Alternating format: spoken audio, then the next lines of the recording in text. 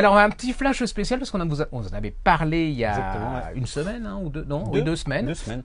On avait dit qu'on vous ferait les indispensables, c'est des coffrets. Dans un coffret, vous recevrez 3 grands formats et 3 petits formats. 3 Donc poches, on ouais. commence par les petits formats. Ouais, les poches. Alors, un polar de... Toute la vérité de Karen Cleveland, Alors, l'édition Pocket. Ça avait été un de nos chouchous il y a 1 an ou 2. Hein. C'est l'histoire de ce couple qui s'entendent merveilleusement, qui sont américains, famille, beaux-parents, tout va très bien. Et puis, il s'avère qu'elle, elle est à la CIA, lui, il est au FBI. Et puis, un jour, on frappe à sa porte et on lui dit, votre mari est là. Il fait, pourquoi? Et en fait, le mari s'avère être un espion dormant russe du KGB. Et là, vous allez voir une espèce de chef-d'œuvre de manipulation, c'est-à-dire à la fois le héros, à la fois le roman. Vous allez voir que tout est faux, toute la vie de cet homme est faux. Mais alors, est-ce que c'est un ultime manipulateur ou est-ce qu'il dit qu'il est vraiment... Parce que normalement, il ne devrait pas avouer, et là, il avoue tout de suite. Alors, est-ce que c'est un manipulateur ou est-ce que c'est parce qu'il aime sa famille et qu'il veut la sauver?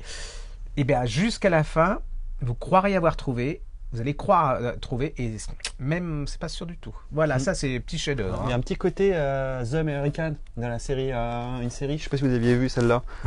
Ça, c'est une question de génération, parce que...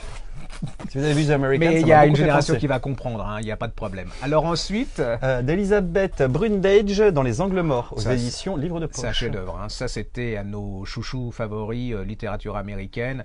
On est à 60 km de New York, un couple d'universitaires, ils n'ont pas beaucoup de fric, ils cherchent une maison. C'est très très cher, et là, ils tombent sur une maison, mais alors vraiment, pour ainsi dire, donnée. Ils rentrent dedans, et là, vous allez vous rendre compte pourquoi, enfin, je ne vais pas vous le raconter, vous allez deviner. Voilà, vous verrez pourquoi cette maison n'était pas chère. C'est aussi le mari est très manipulateur. C'est l'histoire parallèle de cette maison de 2 familles, c'est-à-dire la nouvelle, universitaire, bobo, new-yorkais, hein, et puis l'ex-famille qui vivait dans cette maison, qui était des fermiers. Ça s'est très très mal terminé pour eux. Et puis ça se terminera pas forcément très bien non plus pour la nouvelle famille. C'est un chef-d'œuvre. Hein, c'est vraiment un des grands moments de littérature américaine d'il y a 1 an.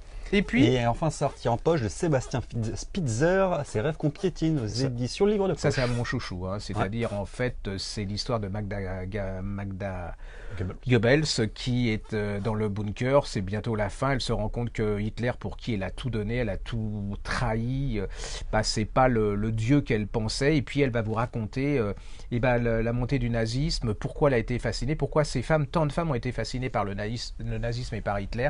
C'est absolument psychologiquement et historiquement une petite merveille pour pas très cher. Hein. 7,90 Vous €. verrez, c'est la moitié Parce que d'un donné. Yann Moix, c'est le quintuple de contenu.